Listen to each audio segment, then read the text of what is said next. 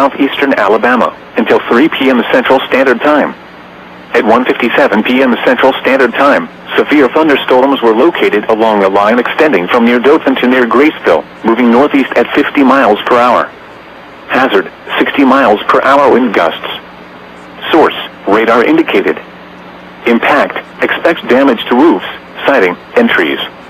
Locations impacted include Cottonwood, Dothan, Taylor, Ashford, Cowards, Webb, Columbia, Kinsey, Rehoboth, Avon, Madrid, Gordon, Memphis, Pansy, Crosby, Grangeburg, Garrett's Crossroads, Sigma, Enon, and Wilson Mill.